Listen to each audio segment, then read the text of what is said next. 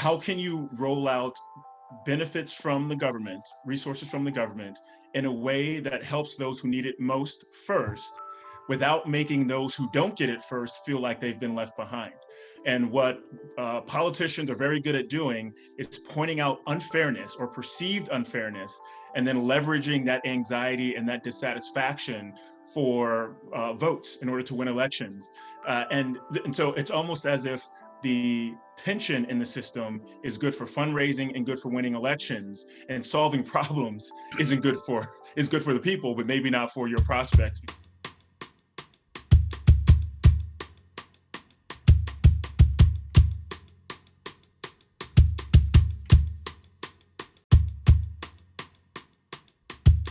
I'm Susan Spurlock, Executive Director of Ford Hall Forum at Suffolk University, and I'm pleased to welcome you to week 3 of our virtual spring 2021 lecture series, number 46, examining the first 100 days of the Biden administration, a survey course for all.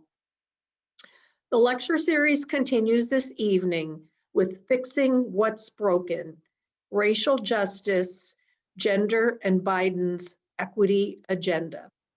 Thank you, Susan, and welcome everybody. I am super excited about tonight's panel. As regular viewers, you must know that this series is all about unpacking the initial days of the Biden administration.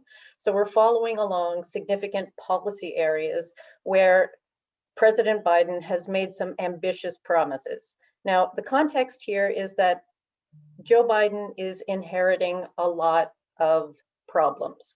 There's a raging pandemic. There is a tanking economy. There is an issue with racial justice spilling out into the streets. There is the Me Too movement.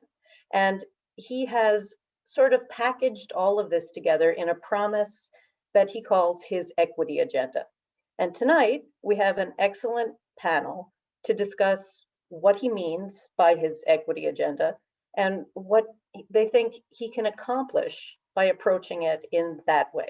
So our panelists tonight, I'm pleased to introduce Geraldo Cadava, who is a professor at Northwestern University, Rebecca Kreitzer from the University of North Carolina at Chapel Hill, Theodore Johnson from the Brennan Center for Justice, and our evening's moderator is Eugene Daniels, who is from Politico and one of a fabulous new team who does the Daily Playbook.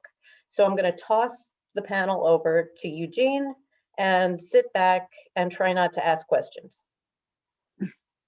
Hello, everyone. I'm still getting used to the playbook part of my title. It's very, very new. I don't think we've hit a whole month yet. I can't see any of you, but I'm sure it's really great to see everyone here. I'm glad to be a part of this conversation for many reasons. First is this wonderful panel. We've been talking over the last couple of days, but also the topic area is a huge interest of mine, and I'm sure all of yours, which is why you're here on a Thursday night. A couple of weeks ago, I wrote a piece for Playbook about the Biden administration, kind of using the word equity instead of equality in everything that they do. It became clear because I started watching and hearing them as we talked to them, and I talked to some of my sources, but also their public-facing conversations, that it was a clear shift in how any executive branch was viewing these issues and how it was a through line in everything.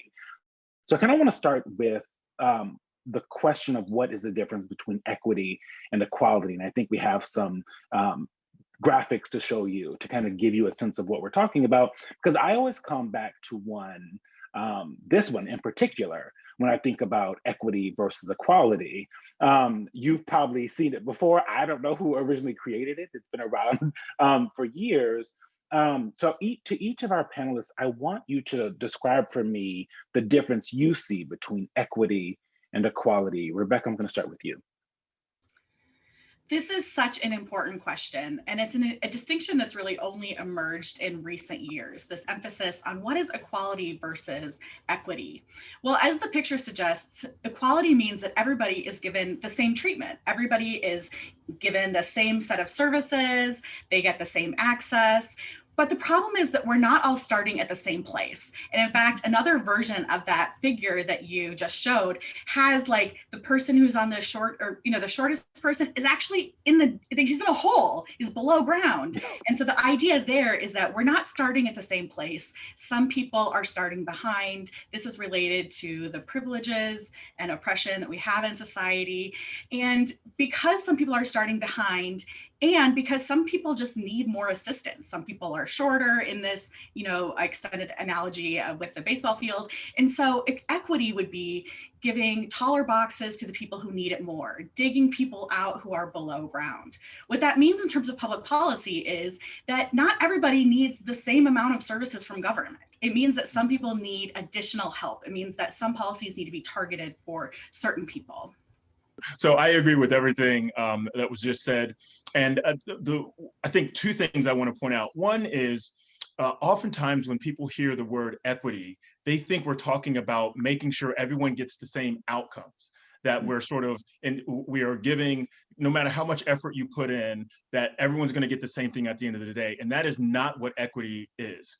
Equity is, as was said, is about leveling the playing field so that everyone's efforts gets them what they've worked for and doesn't require some folks to work extra hard and then end up with less on the back end. And this is through education, this is housing, this is healthcare, this is in almost every socioeconomic factor you can point to. The second thing is, there's another version of this graphic, and not to get off topic too much, but it's where the fence is removed. And the words underneath that are justice, to suggest that why is there a barrier in front of us anyway when we're there to watch the game? So there are many ways to think about this, but the equality equity piece is really, really important. And the last thing I'll say about this, it's important because when we're talking about disparities, either by class, by gender, by race or ethnicity, equity helps close the disparity gap. Equality often leaves the disparity in place because it doesn't address people where they're hurt or where they're harmed. It gives everyone the same thing, as Rebecca said, as Professor Crazer said, no matter where they are. Yeah, I think it feels sometimes like equality is more surface level. I guess, Geraldo, do you agree with that? Yeah, I think so. I mean, I wouldn't change a word that anything Rebecca or Ted said. I was just thinking, though, as they were talking, first of all, I think this is a fascinating conversation. And before 2 days ago, I don't think I'd even thought of the difference between equity and equality. And I think those two pictures are beautiful. I might ask you guys to send them to me so I can put them in my own classroom. I think they're awesome. But yeah, I think I was thinking equity in terms of fairness and everyone having the same kind of chance to succeed. And you saw with the 1 block versus 2 blocks, I mean, sometimes people need 2 blocks to be able to see and experience the same thing. I think, I don't have anything to add to what they said, but what I was thinking while they were talking is that, it's a nice idea, but I think it's a really challenging thing to achieve in a country with 330 million people, with tensions between national government and state governments. And just to take 2 examples, I mean, there are debates about school reopenings and what kind of support different schools need, and a school district in Louisiana might not look like a school district in Connecticut. And so, giving everyone the same shot in those different states, that would be equity. But I think where it gets to the tension between state and federal governments is that, the federal government can't necessarily implement like a one-size-fits-all solution to all of these things. Sometimes it has to give different solutions. And maybe that's part of what fairness is. The other thing I was thinking about is just like the rollout of the COVID vaccines, where, the federal government has some algorithm to distribute a certain number of doses to different states based on their population. But then once they're in the hands of the states, it's up to the states to figure out how to distribute them. And so you see all these kinds of complicated things where, like, one state like Louisiana, I don't know that this is true, but just as an example, and I don't know why I'm picking on Louisiana tonight. Yeah, I don't know, you're hating on Louisiana for it. Whatever, let's go out west. We'll say Arizona and New Mexico. Like Arizona, maybe the cap there is you have to be over 70 to get it, but in New Mexico, you have to be over 65. So if you're 66 and live in Arizona, maybe you'll cross the border to go get one in New Mexico. And so I just bring that up to say that I think it's a great idea, but I think on the ground, it's a hard thing to achieve. And but I like the idea a lot, and I love the pictures, and I love everything you guys had to say about it. Something that I've talked to people, a source about recently was this idea of Democrats needing to sell equity as fairness, because equity and equality, like those words, maybe a little bit more difficult for some people to kind of wrap their heads around. But the idea of fairness is kind of universal, right? Like, what is fair, what is unfair? So, if you're any strategists out here, that's a free idea that I got from someone that works at the White House. The Biden administration has only existed for less than a month, but he has signed more executive actions in that time than his predecessors. Many of them were undoing what the Trump administration had done under executive action. And some of those that he ended up signing himself and creating himself had this idea of equity in them, or meet the spirit of that word. Rebecca, I want to start with you on this one. Democrats have a tie in the Senate with VP Harris there to break any of those ties. The House is as slim as it's been for Dems in years. I cover politics, so I'm sorry, everyone, if we're getting right into the political part of this. So there's not likely going to be a lot of equity legislation that's able to pass. So what are the consequences of this very important issue being handled through executive action over the next 4 years? Yes, executive actions are really important to talk about right now. And in fact, in both of my classes this week, it was something that I talked about. So Biden is far outstripping the pace of his predecessors in terms of overturning the executive orders of the person who was before them. It's always the case that a new president undoes some of the stuff of the person before. But this is different for a couple of reasons. One is that Trump's executive orders were so expansive, even relative to the very expansive executive orders of Obama, like on immigration. And they were also very unpopular. And so Biden is overturning lots of these executive orders. It's pretty popular that he's doing that. Public opinion is like surprisingly high for all of this. But one thing I want to draw attention to is that it's not so easy as just repealing the executive orders, because once an executive order is in place, it directs lower level agencies all the way down to Suffolk University on how to implement certain things. So for example, the Trump administration had a certain interpretation of Title IX, Title IX of the Civil Rights Act, which has to do with education and racial and gender and stuff, equity in education. Well, under the Trump administration, the policies for investigating sexual assaults completely changed. They very strictly interpreted gender to exclude transgender people. Well, the Biden administration is going to undo that right away. He's already undone part of that through the LGBTEO executive order that was signed. But the problem is, just undoing it doesn't mean that the administration all the way down to the colleges, they all have to change their procedures. So it's actually really difficult. So even though these things are undone, they're not really undone until later. Another reason why it's problematic that these executive orders are happening instead of the legislation is that executive orders are temporary. They can easily be undone. They also don't send the same signal of importance to people, and that it's not part of our primary statutory law. I think that we're going to continue to see a lot of executive orders, though, because the margin in Congress is so narrow. And the Biden administration has a pretty progressive agenda that's just simply not going to make it through Congress because of how narrow it is. So a good example of that is within the first 100 days, the Biden administration said all through the campaign that they were going to pass the Equality Act. Well, the suggestion is the Equality Act has to do with further embedding protections for LGBTQ people. It's really important because you might not know this, but across the US, until the executive order was just passed, people could be kicked out of public housing for being gay. But now HUD can't do that anymore. Well, that's really important, but it could be undone like any day now. But with it in law, it's more permanent. But there's not enough Democrat support to pass something as progressive as the Equality Act. So all we can really get is the executive action. I'll end by saying, I think this lets Congress off the hook. By the executive passing these different things, it's allowing Democrats in this case to be able to say, I don't really want to take a position on the Equality Act. That's a little contentious in my area. And so it gives them an out to not really address these things.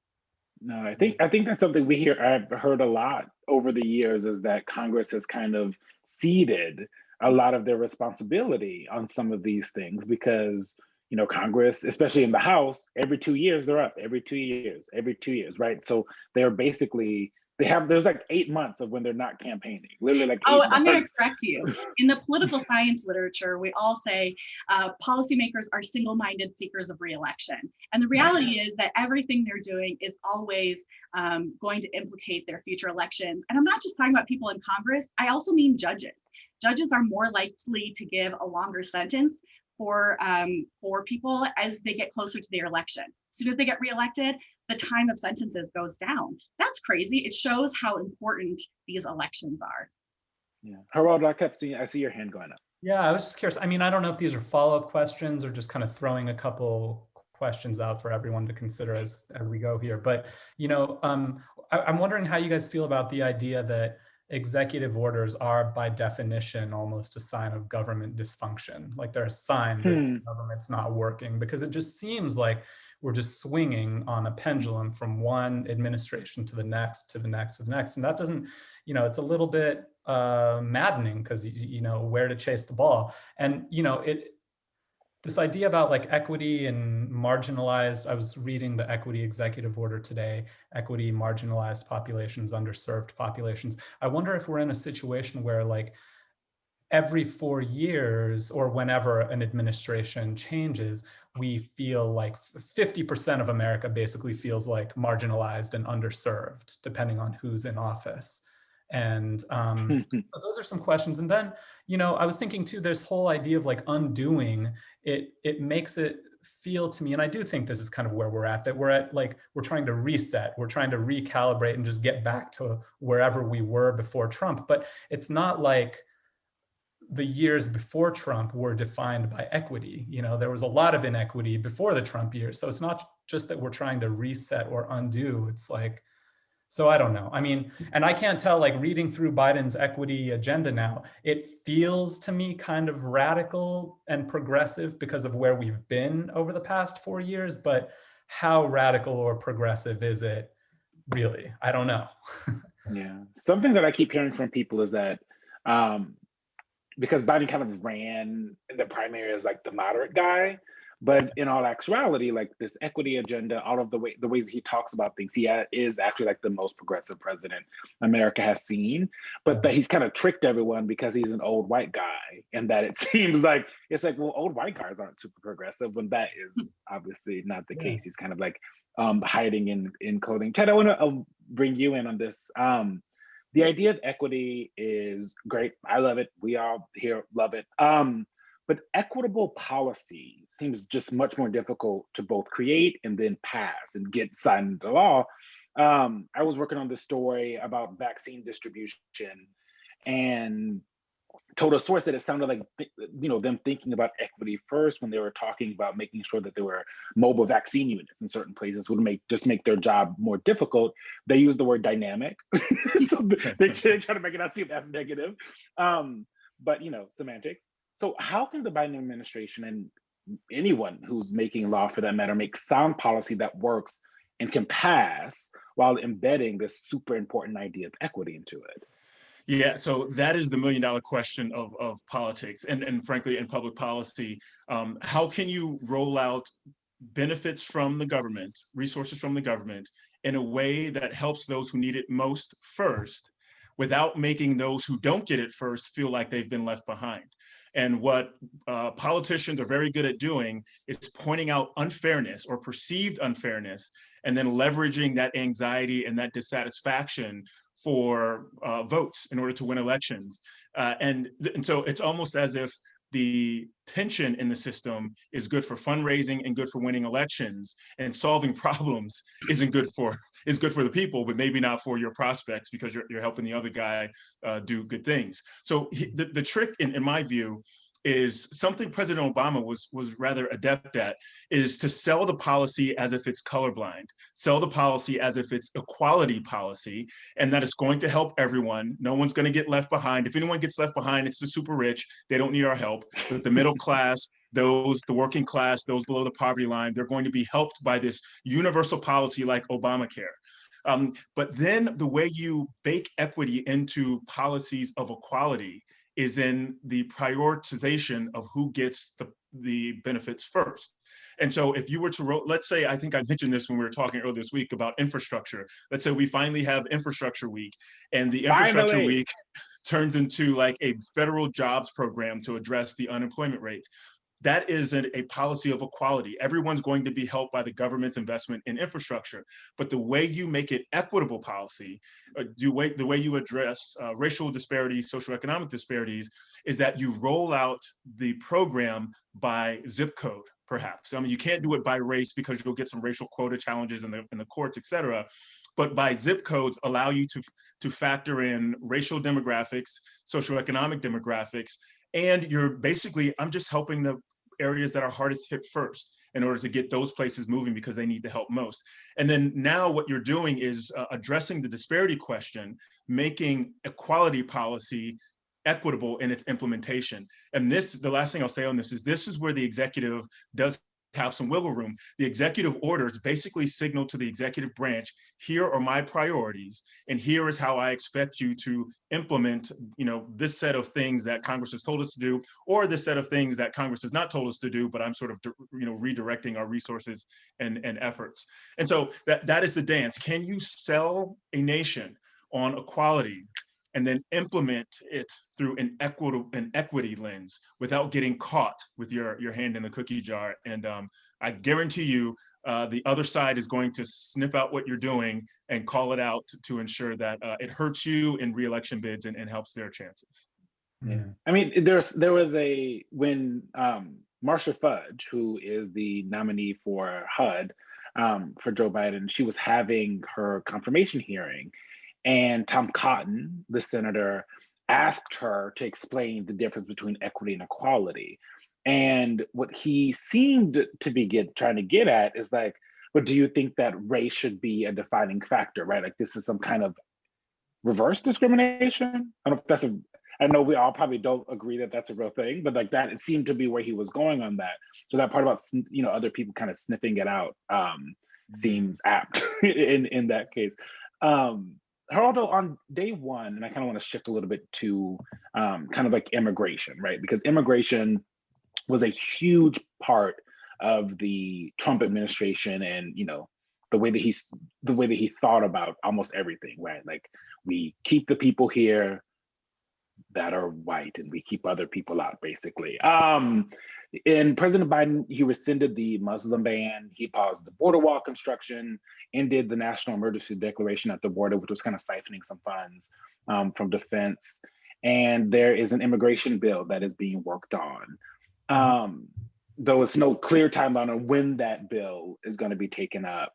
Do you know if activists and advocates in the immigration space feel like this is the time that something can actually be done? Because historically, a comprehensive immigration bill has just been, a dog that just won't hunt, right? Like it has been this kind of pie in the sky idea that has happened, but it is a huge part of the equity agenda as well. Mm-hmm.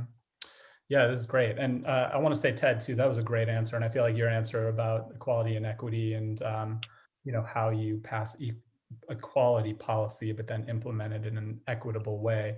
That was such a good illustration of the pictures at the beginning where sometimes, different zip codes need 2 blocks or something like that. Mm-hmm. That was great. I appreciate it. Thanks. I'll stick with me. But yeah, immigration, man, I mean, this is just this is in so many ways one of these really divisive, intractable problems that, depending on who you're talking to, it really kind of is a core statement about what America is, who Americans are, who's included, who's not included. And so that's part of why it's so tense, is because it just kind of really is a core issue for so many people, a visceral issue. But yeah, it's been, so I think that, yes, that you had a lot of questions. I do think that activists, advocates, I mean, I think that they probably see this as a moment of hope where something might actually get done. But I think activists and advocates have been kind of eternally hopeful about the possibilities of organizing and grassroots pressures. And honestly, I mean, immigration, regardless of Democratic or Republican administrations over the past 40 years, has been a really hard thing to do. I mean, the last time there was a comprehensive immigration reform, I think, was, in my opinion, I mean, I know that it's 1986, the Immigration Reform and Control Act. That's when there was a a last push to naturalize millions of immigrants. And Biden's immigration plan now has a comprehensive, it has a path to citizenship and naturalization element to it.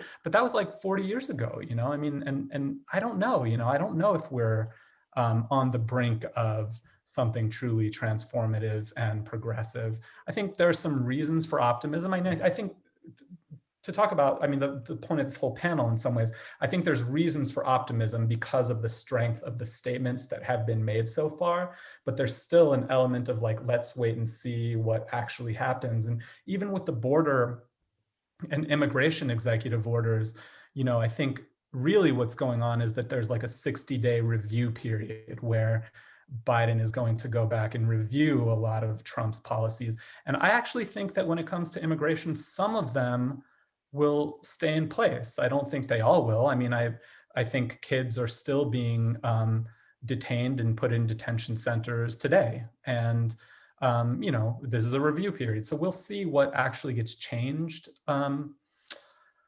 I guess I think part of why I was saying at the beginning that undoing is kind of going back to status quo, and then we'll see how much farther he pushes it beyond status quo, is that I expect that with like immigration and border issues that, it's going to be not the entirely progressive administration that we hope it might be. I think there's going to be a lot of, maybe a lot of similarities to stuff that was going on in the Obama years. It'll be a rollback of Trump stuff. The idea, I think as an approach, you said that, Trump's agenda was to make America white. You didn't say it was to make America. Not said, yeah, but that is, yes, that has been said. That's the thing. That's what was behind a lot of the public charge changes. It was what's behind a lot of the efforts to roll back even legal immigration, because I think Republicans for a long time have been scared about demographic change, and they've kind of seen the writing on the wall looking ahead to an America that's less and less and less white. And so Republicans, this administration in particular, wanted to roll back that tide. And I do think that'll change. I do think that'll change. And, Biden will recognize that, he'll say the things about America being a nation of immigrants, but when it comes down to, laws on the ground, I think some things will be a little stickier to unwind. Rebecca, many of the issues that impact marginalized groups can't actually be done on a federal level super easy, right? Like you kind of talked about that when we talk about executive action, especially with slim majorities in the House and the Senate, right? So it's like barely anything's going to get passed. Like, let's just be real here. Over the next 4 years, over the next 2 and possibly next 4 years, depending on what happens in 2022. But how much does signaling from the federal government at the top matter? And most importantly, what levers can they use to kind of, punish or persuade, is probably a better way, persuade states to move in the direction that Joe Biden wants to move? Oh, so many good questions as part of that. So the first thing I'll say is that I study state politics because I think that's where the politics and policy is almost most important. Because even if we think about federal policies like the ACA or No Child Left Behind, those are all implemented at the states, and the states have a lot of discretion in how they're implemented. Like even if you just look at like the differences and what Medicaid entails in different places, it's totally different. So there's a couple things. So the first thing you asked is how much can the federal government signal down to the states? Well, one thing to note is that there's often a backlash. So as the federal government is now controlled all by Democrats, there's actually more Republicans in state legislatures. And I think that we should anticipate that there's more restrictive policy introduced in the states because of the more liberal policy at the federal level. So case in point, in 6 or 7 different states this week, there was anti-trans legislation introduced. That's at a high rate. And why is that? It's because of what's happening at the federal government. That being said, there are things that the federal government can do. When I lecture my students about federalism, I often talk about how the relationship between the federal government and state governments have changed over time. At various points, they've just kind of dealt with completely different issues. Sometimes they're intermixed. But it's worth noting that the federal government can use sticks and carrots to get the state governments to fall in line in different ways. So some famous examples would be tying highway funding to the minimum drinking age, or tying funding to basically anything is a pretty good encouragement for the states to follow along. So under the Obama administration, in comparison to the Bush administration, for example, we had a lot more policies that required the states kind of get up to a minimum level. And a good example of like the type of federal policy that does that is like, if you think about the Americans with Disabilities Act, there's a national standards for the ADA. And if states don't get in line on ADA issues, they get hit with fines. And so if the federal government wants the states to do anything, they control the purse strings, and that's the way to do it. It always comes down to money here in DC. It always comes down to money. Shocker, I know. Ted, the Biden administration has started to change the way they talk about bipartisanship. In kind of the old days by like, I mean, January 19th and right before, you know, he was saying he was reaching across the aisle. This was something he ran on.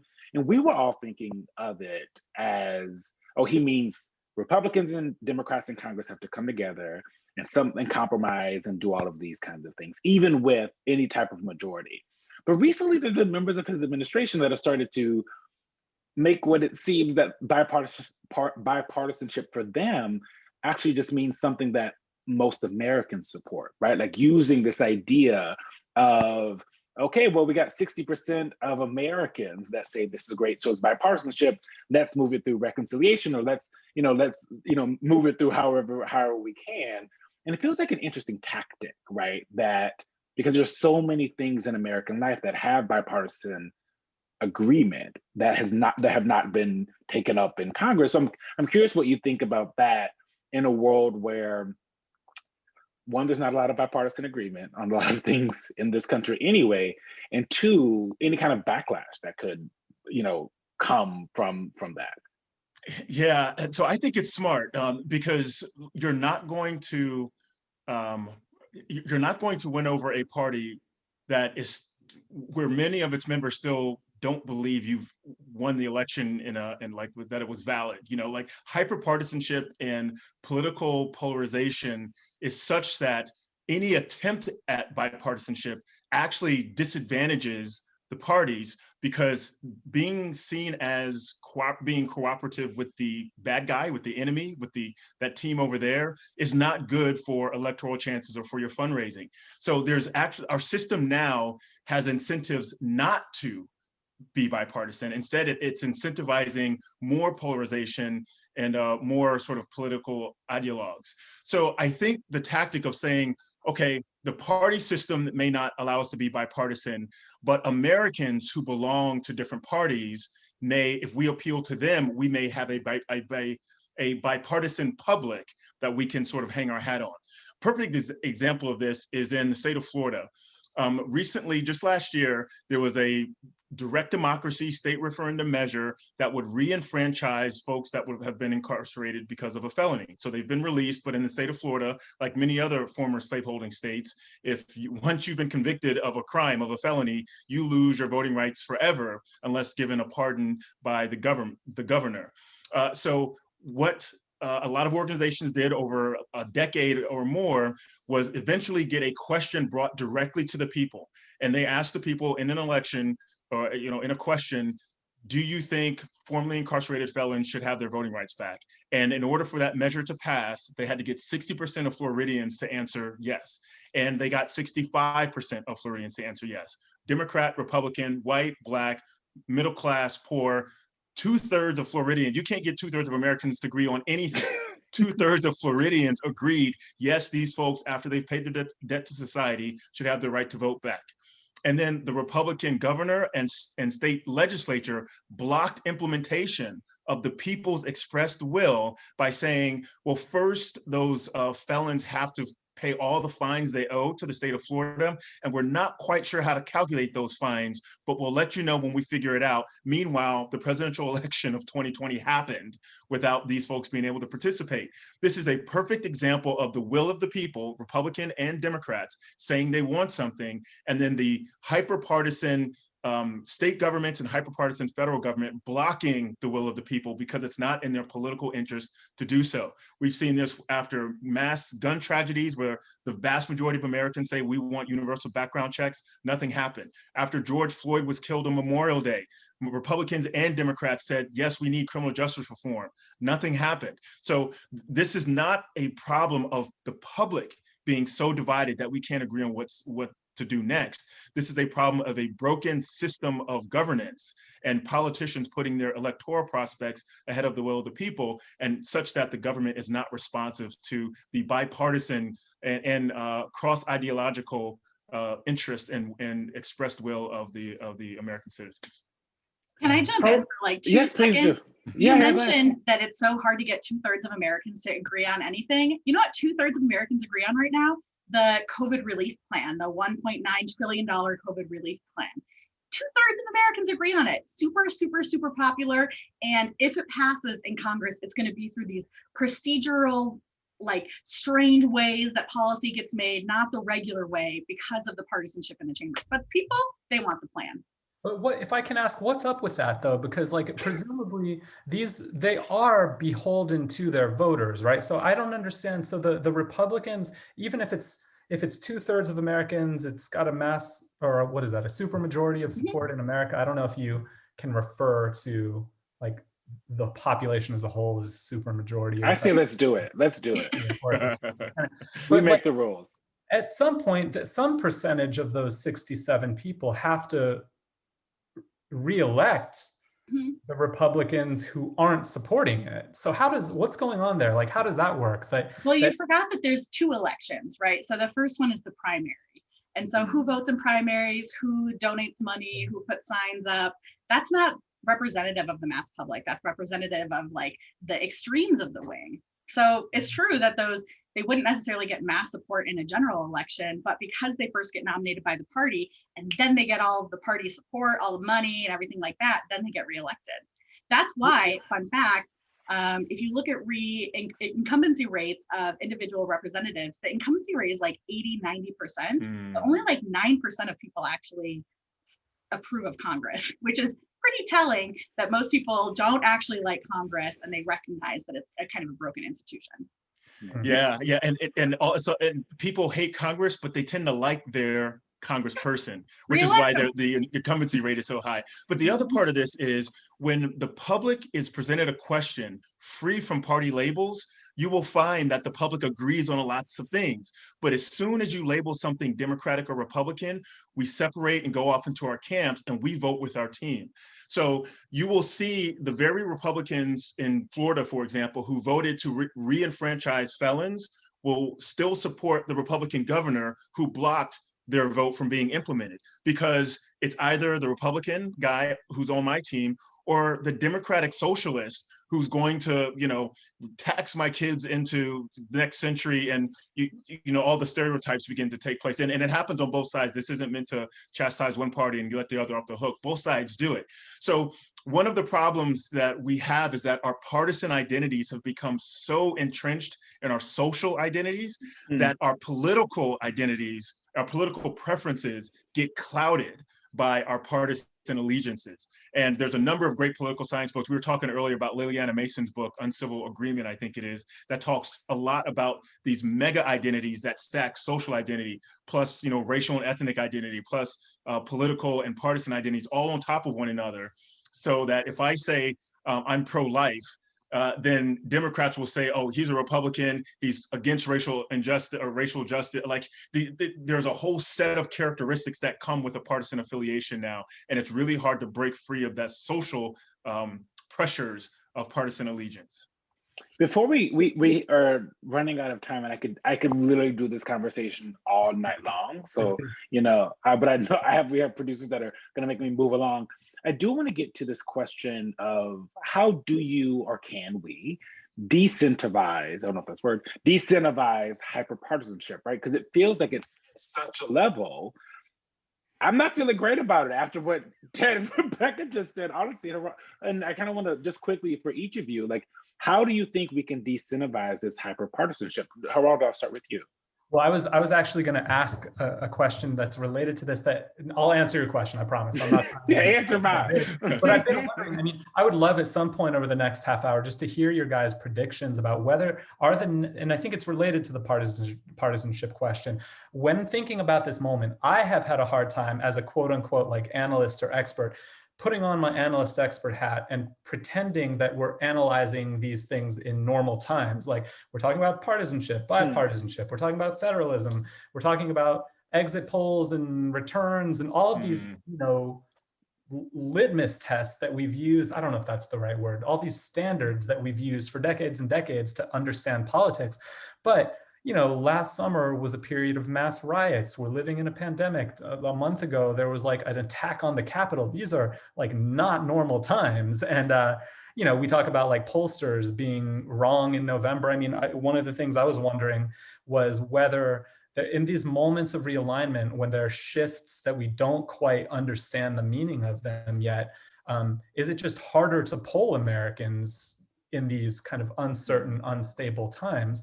So to me, that it relates to partisanship because the question relates to partisanship because, you know, do you think Biden's theory of the case, for example, is that, you know, the Trump years were a fever that just needed to be broken. And once the fever is broken, we'll settle back into something that feels more normal. And so it relates to, but we, you know, we've been divided for decades, we've been increasingly divided over the decades. So I don't know even what like returning to normal means.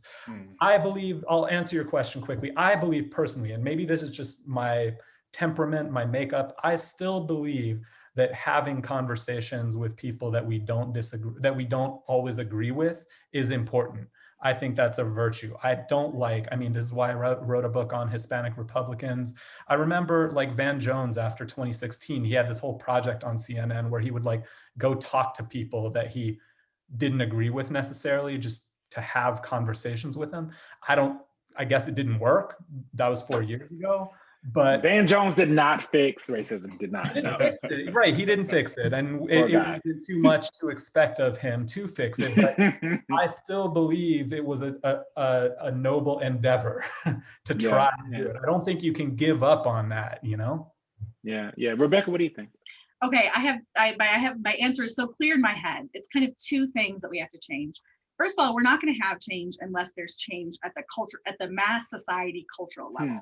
So it's critical that we are having these conversations and that you go and have these conversations with your family and that you call that random uncle that you don't see very often or post on Facebook, you know, have those conversations. But there's kind of two elements in particular that I want to draw attention to. The first is, in the old days, people used to have one core set of media. And because everybody consumed the same information, the same newspapers, the same radio shows, the few TV channels that we're on, well, today we all have completely different channels. And what's that resulted in is that we all have completely different sets of facts and that we understand things to be fundamentally different. And because a lot of those media sources are becoming further and further and further apart from each other, it's becoming the case that one side thinks that the other side is full of pedophiles and like all sorts of crazy conspiracy theories. And, you know, we could make jokes about the, you know, some of the QAnon people in Congress, but actually a lot of those things are believed by a lot of people in Congress. It's the same, you know, I don't want to say it's the same on the other side because actually the polarization has been asymmetric. But because we're consuming different media, I think that's a big problem. And so one straightforward thing that I can recommend to everybody is to consume a diverse set of media. So when you read the news, make sure that you're reading multiple news sources, read from different angles. I think we have an infographic that we can put up that gives some information about how to find good sources and to consume them from a diverse array of perspectives. Related to that, we have to hold people accountable. If we don't want our representatives to be so to refuse any sort of bipartisanship, to, you know, whatever you don't like about your policymakers. If we don't vote for them, then they're not going to get reelected. But the first thing we have to do is, oh, sorry, we can't show the graphics. Oh, sorry, that was my bad. Okay, but when you're looking for when you're looking for good cases, actually, I'm just going to tell you, if you Google media bias infographic, I think that you will be able to find it pretty quickly. And it's really helpful because it shows that some media sources have original fact reporting. There's some things that are further left and further right. You have to know what you're consuming and read critically, read across different sources. Yeah, Ted, I'll let you finish us here on decentralizing hyperpartisanship. Absolutely, yeah, and I'll be quick. I absolutely agree that we need a common set of facts. Absolutely agree we have to hold folks accountable, and absolutely agree that we have to talk to each other more and not voluntarily segregate ourselves in our own little bubbles. The other thing I would add, and I knew it was going to happen, and it just left me. Oh yes, we have to denationalize our politics. You know, everything, the school board election, mayoral election, every election, Democrat versus Republican, is like Donald Trump versus AOC. And there's no compromising. The policy agendas don't matter. Nothing matters but playing team sports with politics. And that's because of, like Rebecca said, the cable news has nationalized everything happening in DC. And made the party feel like you're choosing a team to belong to. So I think if we got away from that and began to think about politics as mostly a local matter, and think about, again, who's on the school board, who's running for mayor, who's in my state Congress, not my congressional representative in DC, but my state assembly, and then I think that gives us it sort of shrinks the universe of politics for us and gives us more of an opportunity to see the humanity and dignity in our fellow citizens in a way that will create like compassion and maybe create bonds of affection in ways that are impossible to do when we're mostly consuming national news and caricaturing the other side based on what the very siloed information sources that we get are telling us about what those folks, who they are and what they believe. Yeah, I'm gonna bring in some amazing students that are here to ask some questions of you three. They have all attended the Washington Center inauguration seminar and are enrolled at a course at the university connected to this discussion series that's been going on, which is obviously amazing. And I'm not just saying that because we seem to be having a great conversation. I want to start with Samantha Garcia, who is from the South Bronx, a junior studying international relations. What's your question? Well, first, thank you so much, Eugene, for the introduction. And thank you, everybody. This talk has been great, honestly. And thank you to Professor Ted Johnson. My question's for you. I enjoyed hearing you speak at the Washington Center academic seminar, And in that time, I got to ask a question to Michael Steele, a former Republican Party politician, about Black conservatives and whether or not they had a space in the Republican Party. And he answered no. So does this mean that Democrats can take the Black vote for granted? And also, will politicians, regardless of their partisanship, need to do more work to change the character of the Black vote? Yeah, what a great question. And so, the statistics are pretty straightforward. Something like 28% or so of Black Americans identify as progressive or liberal. About just under 24% or so identify as conservative, and 45% or so identify as moderate, which means that the Black electorate is just as politically diverse as everyone else. But for the last nearly 6 decades, 90% of Black Americans have voted for the Democratic congressional and presidential candidate, often because Democrats are seen as the party that is pro-civil rights, and Republicans are seen as the party that doesn't really think about civil rights, or at worst is revanchist. So it used to be the case, of course, that Black folks mostly voted Republican, and that changed over time. But Black Republicans over the last few decades are often opportunists, they are truly conservatives, or they are sort of legacy Republicans because their grandparents or great-grandparents were Republicans and the party left them, they didn't leave the party. Well, those legacy Republicans are fewer and fewer.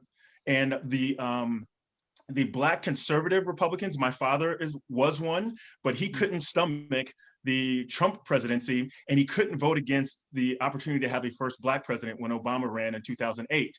So he is a Black conservative who votes Democrat, which is actually defines what most Black conservatives do. And who does that leave? The opportunists. And having opportunists in your party as the only representatives, or the vast majority of representatives for your group to that party, is not a good way to expand the tent and to show how your policy agenda might address some Black America's concerns. I'll give one example of this. The last time a poll was taken on Black families' perception of public education or K through 12 education, 60% said they preferred school choice, which is a Republican talking point. 40% said they were okay with the sort of the increasing government's public funding, and then you sort of go to the school that's in your neighborhood.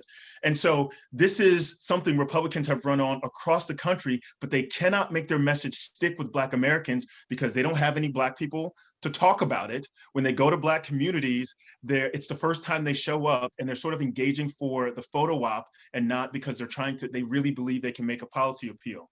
I have so much to say on this. The last thing I'll say is in Maryland, there is a Republican governor, Larry Hogan, and he just ran for re-election a couple of years ago and got almost 1 in 3 Black voters to vote for him. A white Republican governor, post-Obama, getting 32% of Black voters in Maryland, which is a very, very, very blue state. And how did he do it? He stayed out of civil rights issues.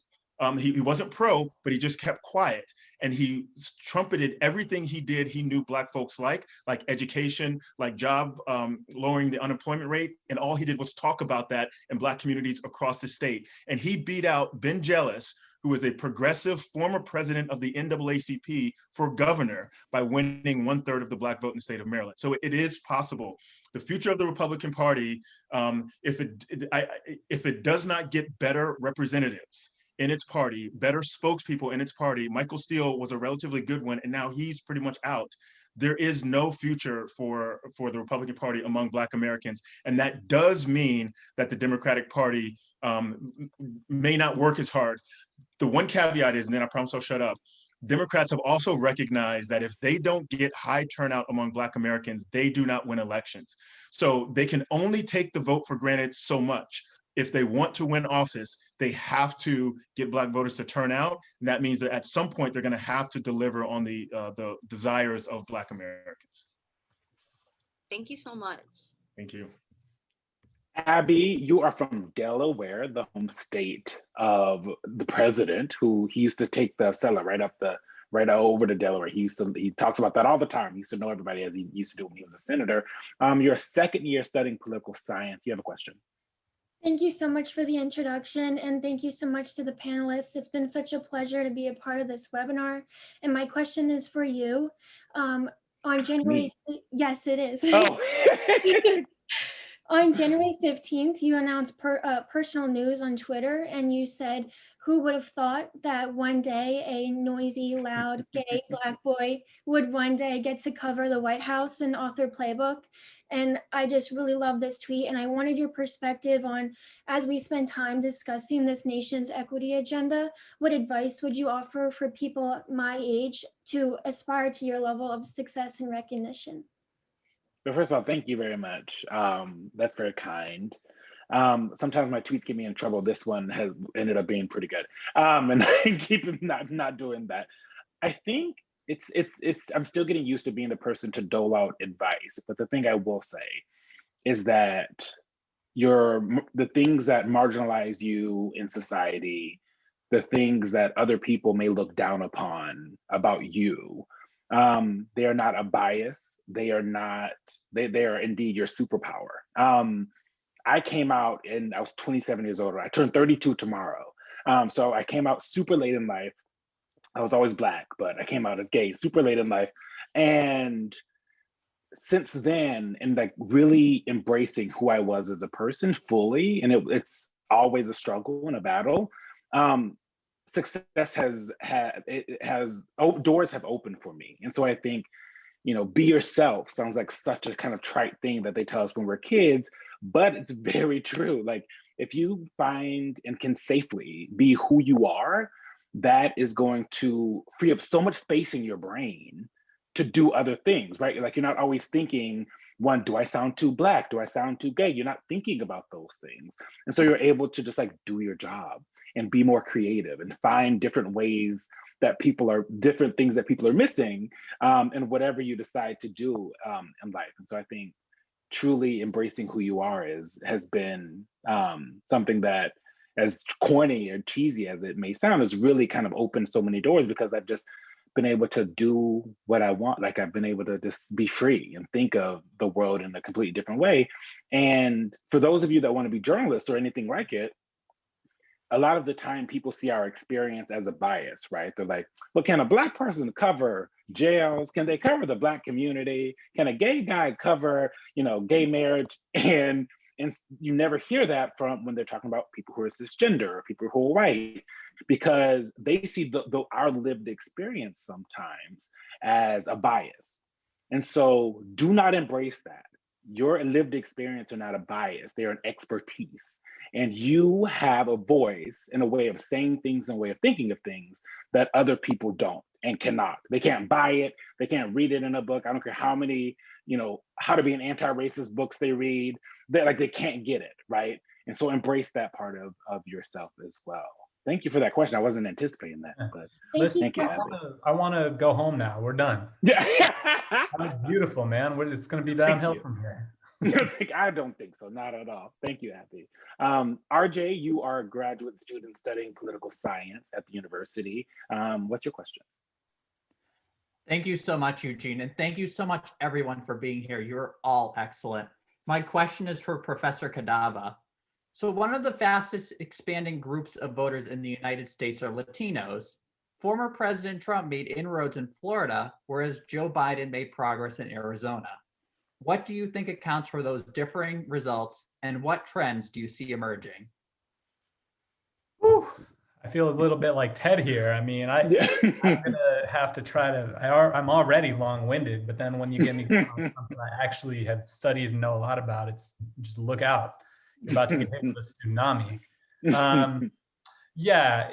So just, I think the main difference in Arizona is that there has been a grassroots movement for the past 10 years at least in response to Joe Arpaio and Governor Jan Brewer, who signed SB 1070, and a lot of local state senators like Russell Pierce, who had the help of a nasty former Kansas Secretary of State, Chris Kobach, in drafting a lot of anti-immigrant legislation. And over time in Arizona, that grassroots movement has built and has become more involved in electoral politics. I will say, having followed Arizona pretty closely, this year, a lot of their energies really were anti-Trump more than pro-Biden, and they were focused on getting Trump out of office, and that's what it was about, more than pro-Biden. And so even in a place like Arizona, and I think this is my hobby horse really, in like trying to complicate the picture of Latino voters. Like, yes, it's true that in South Florida, South Texas, Latinos move toward Trump, but even in places like Arizona, Trump won a greater percentage of the Latino vote in 2020 compared with 2016. Part of that has to do with the fact that, what are the third party candidates' names in 2016? Ron Johnson and a woman named Jill something. Jill Stein. Yeah. Jill so Stein. they won a percentage of the vote in 2016, and but Trump won some of that vote back in 2020. So a lot of the third party vote was split between Trump and Biden, and Trump won more of it than you would expect. And there's lots of interesting data analysis in the Times about, and others have done it too, the Eckes research in Miami, but even in Democratic strongholds like Philadelphia, Chicago, Los Angeles County, Latinos shifted, the percentage shifted toward Trump. And that's really interesting. And I think there's, what is the meaning of that? I think Latino Republicans would like to believe that Latinos, and this is what they've told me in interviews, that Latinos are becoming more conservative. Why are they becoming more conservative? Well, they think the Democratic Party has gone off the rails and embraced leftists in the party too much. So, Joe Biden himself might not be socialist, but he's beholden to people like Alexandria Ocasio-Cortez, others. That's one answer. Maybe the Democrats have moved too far to the left. Another answer could be that Democrats have this focused obsession with issues like immigration or immigration or race. They've called Democrats race obsessed, which means that they've ignored issues like school choice or the fact that Latinos during the Trump years had the highest rates of home ownership they've had in history, or the lowest rates of unemployment, higher rates of family median income. So, I think many Latinos also say that Trump and the Republican Party paid attention to the issues that they actually cared about. So I think that so far, right now, these are just theories. I think it's going to take at least until 2024 to see if it actually sticks and if it means something. I mean, I think we're going to be debating 2020 for a long time. And I don't know, how unique is 2020? I mean, maybe it's hard to make broad generalizations about 2020 because it was the middle of a pandemic. I mean, I've talked to many people who felt like if we weren't in the middle of a pandemic, Trump would be beginning his second term, and it was only the pandemic that brought him down. So it's hard to say what the deeper meaning is. I will tell you that Latino conservatives I've interviewed are really optimistic about the sense of momentum their movement has right now. Whether it's unfounded or not remains to be seen. So basically, people are complicated, everybody. People are complicated. Very complicated. Voting blocks, not as easy as they used to be in the old days when certain people couldn't vote. Kat, you have our last student question. You are a graduate student doing a joint master's in public administration and global public policy. Very impressive, all four of you. Kat, what's your question? Thank you for the introduction, Eugene, and also thank you to all of our panelists. This has been an excellent webinar. My question is for Dr. Kreitzer. Then candidate Biden promised to create an administration that looks like America, and so far he's been successful. He has appointed more women, people of color, members of the LGBTQ+ community, and culture diverse Americans. How do you think this will affect his agenda? And do you think this sets a tone that will be amplified throughout the nation? And maybe even more importantly, will this impact his policy and what he has been describing as his equity agenda? That's such a great question.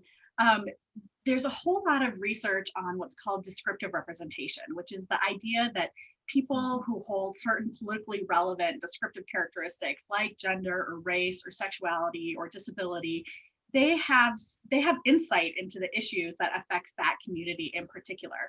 So there's been a ton of research that shows that if you elect more women, then they're more likely to pass policies that help women. Well, there's actually a lot of research that shows that we shouldn't be ignoring the bureaucracy, because who's in the bureaucracy really matters as well.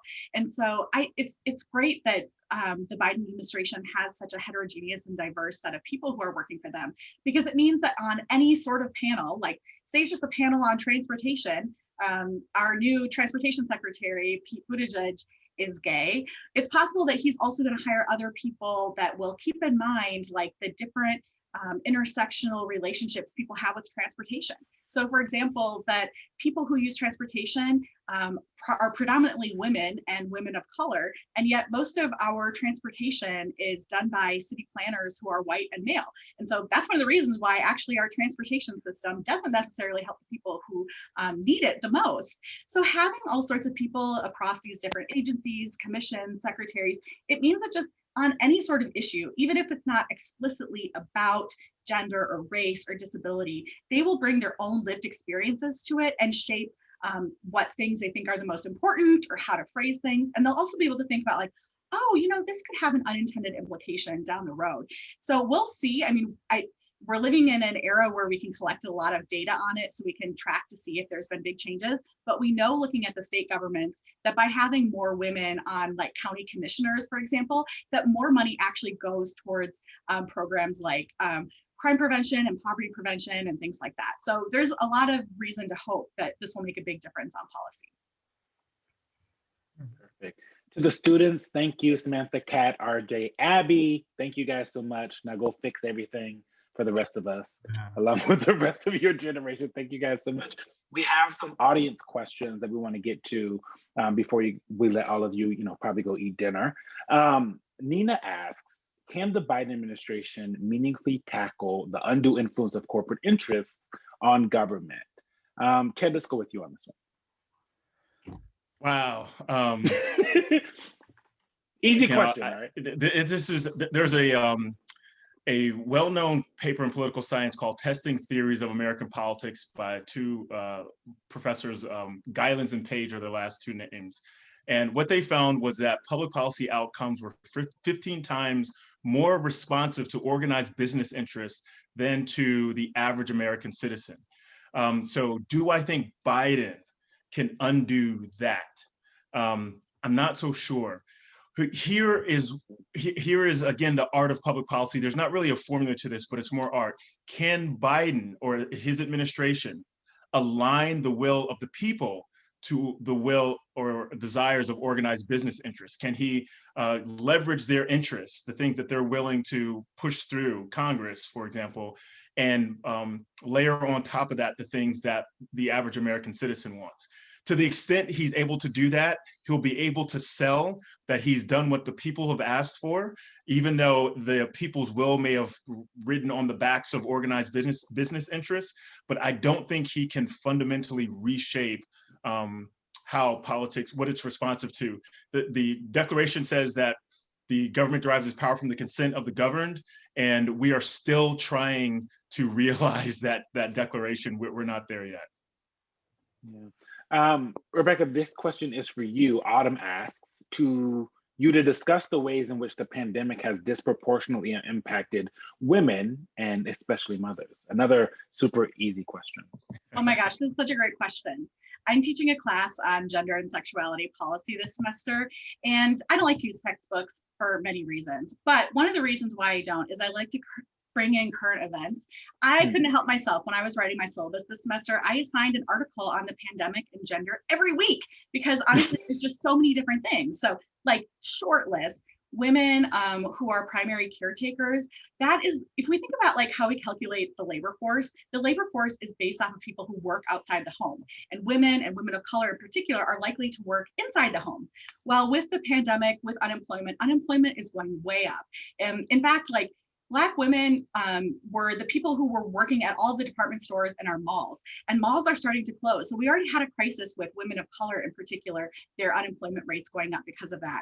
Well, in addition to like the economic part, we're seeing an increase in domestic violence because people are inside their homes all the time. They can't get out. We're seeing changes in terms of their access to healthcare. We're seeing changes in terms of like their relationships with their partners and their kids. All of the effects of the pandemic are exacerbated for women.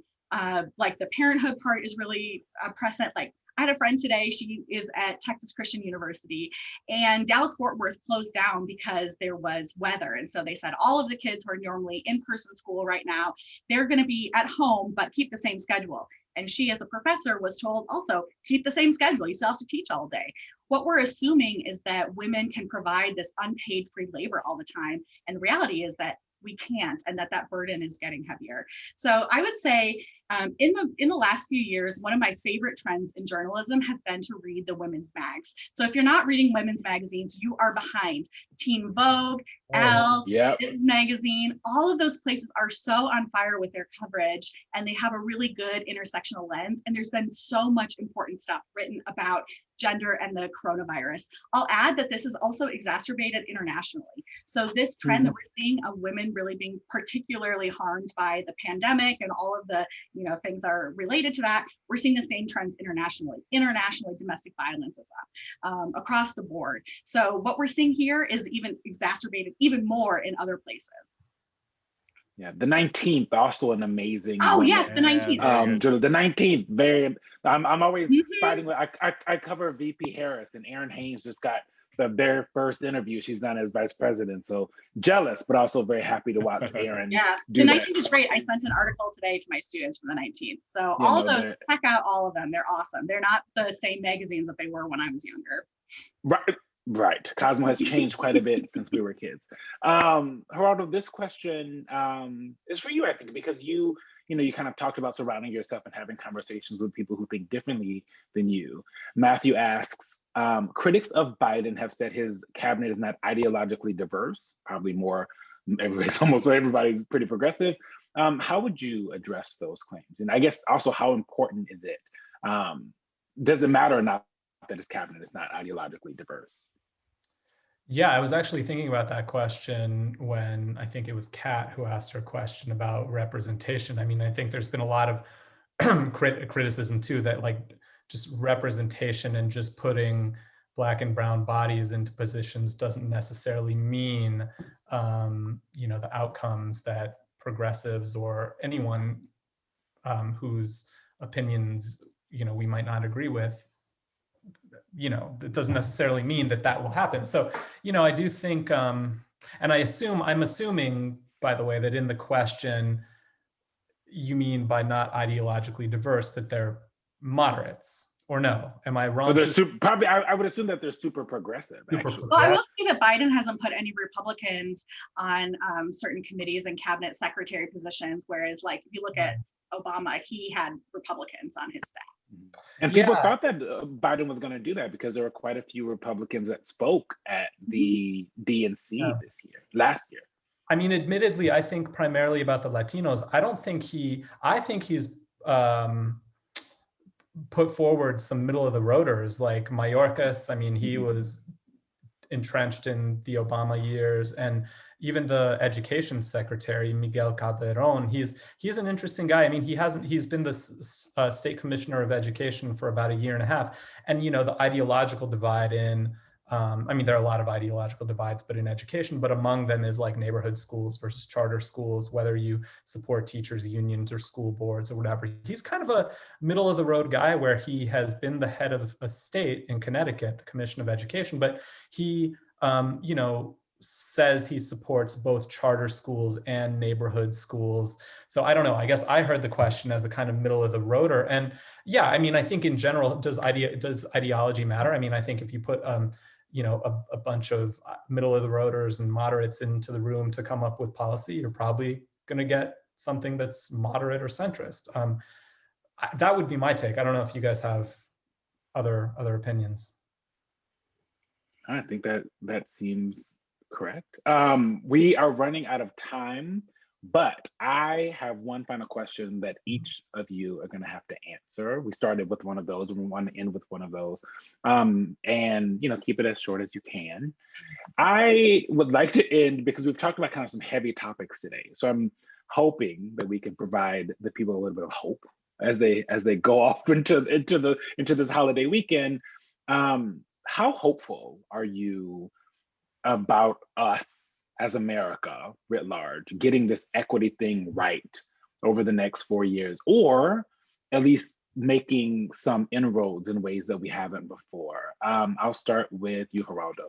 Oh no, I was so yes. I knew I could see. I know everyone's like, please not me, please not. See students, no matter how old you are, you're always scared of being called on first.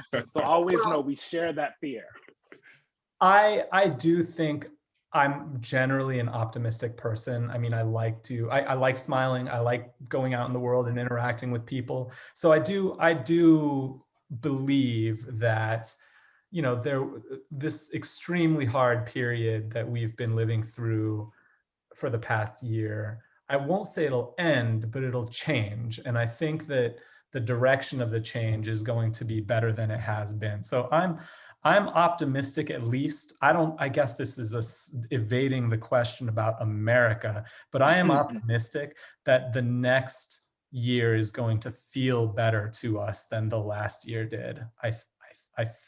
I hope, but that could just be my optimism. It could be that we got to get up in the morning, I got to go to work. I got to send my kid to school. So I do believe that.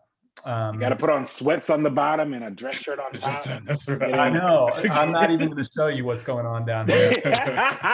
Assume sweats. Ted, how about you?